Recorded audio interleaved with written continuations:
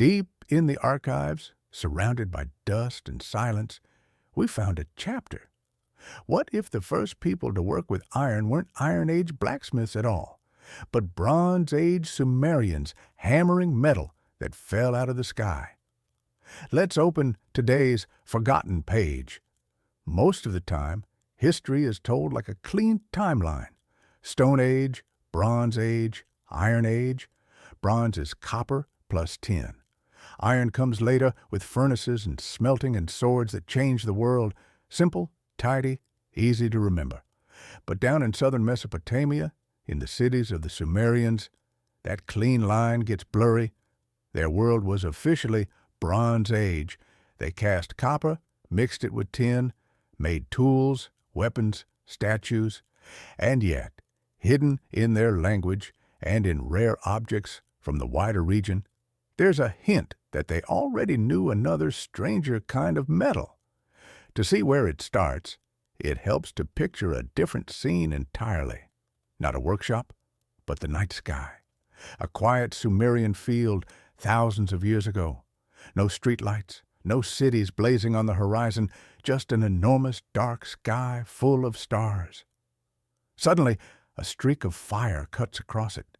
A meteor, burning as it tears through the atmosphere. Maybe it explodes, maybe it leaves a trail.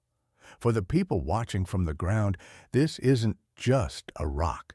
It's a message, an omen, a piece of the heavens ripping itself loose. Now jump forward a little. The fireball is gone. Somewhere out in the plain, a strange stone sits smoking or slowly cooling in the dust. It's heavy, darker than the others, and when someone scratches it with a tool, it shines. Long before anyone figured out how to smelt iron ore in a furnace, the only natural iron metal on Earth came from exactly this kind of thing: meteorites, iron-nickel alloys from space. We know that across the ancient world, people took advantage of this rare sky iron whenever they could. In Egypt, in Anatolia, in Syria, archaeologists have found beads, daggers, and pendants shaped from meteoritic iron centuries before the Iron Age officially begins. Mesopotamia sits right in the middle of these cultures. For the Sumerians themselves, the clearest clue isn't a single spectacular artifact, but a word. Their oldest known term for iron is written as AN.BAR, two cuneiform signs, one for An, sky or heaven, one for bar, associated with bright, shining metal. Put together, they give a meaning later understood as iron, but literally carrying the sense of sky metal or sky fire. Even when the concept is borrowed by later peoples in the region, the writing keeps that connection. Iron is still marked with the sign for the sky. That's not an accident. If iron came from ordinary rock, mined like copper, there'd be no reason to tie it to the heavens in the writing system. But for a long time, the only iron anyone ever saw did come from the sky. The language quietly remembers that.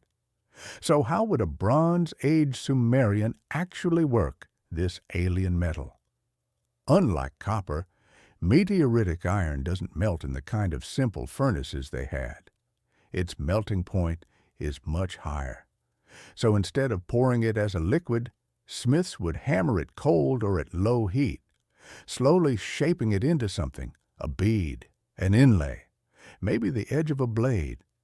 In other regions, we can see exactly that kind of technique.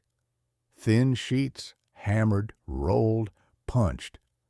There's no reason to think Sumerian metalworkers, already sophisticated with copper and bronze, couldn't do the same with a strange new metal when they got their hands on it.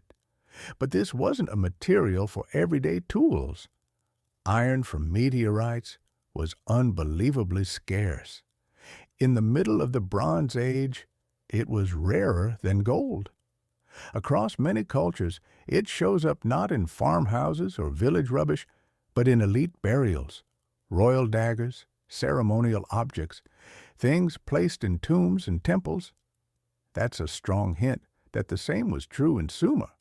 When they said AN.BAR, they weren't thinking of nails and plowshares. They were thinking of a dangerous, powerful substance whose home was the sky. Imagine a Sumerian craftsman in a city like Uruk or Lagash, sitting in a courtyard, turning a small lump of this heavy, strange metal in his hand. Every other piece of metal he works with starts its life as ore from the ground. This one started as a star. Maybe a temple has commissioned a tiny offering made of it, something to lay before a statue of a god.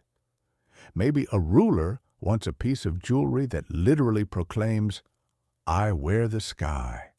The craftsman heats it, hammers it, listens for the different ring it gives compared to copper or bronze. Every blow risks cracks, waste. There's no spare material if something goes wrong.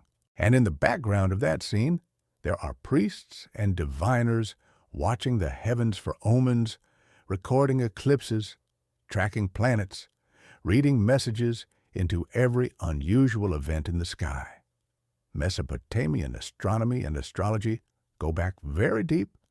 Celestial phenomena are systematically tied to kingship, war, harvests. In that mindset, a metal that fell from the sky isn't just technically impressive, it's spiritually charged. Modern history books often say, the Iron Age begins when people learn to smelt iron from ore. Technologically, that's fair. Once furnaces hot enough to reduce iron ore become common, iron stops being exotic and starts being practical. But long before that, in Sumer and neighboring cultures, there is already an age of iron in miniature, a handful of beads, blades, and ornaments made from meteorites, carrying more symbolic weight than physical mass. So yes, in the Bronze Age, Sumerians did know iron. Not the everyday plentiful iron of later centuries, but a luxury material called AN.BAR, sky metal or sky fire, worked from rare meteorites, hammered carefully into objects that blended craftsmanship, status, and a touch of cosmic awe.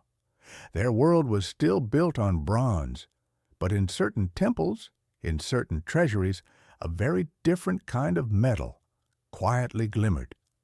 In the end, the story twists our usual perspective. The first human iron wasn't dug from deep mines, it fell from the sky. Before people learned to pull iron out of stone, they learned to recognize it when the universe dropped it in their lap.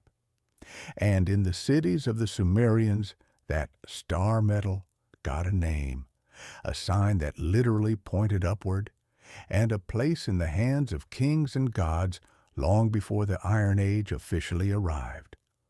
What else has history forgotten? Find out by clicking subscribe and activating the bell.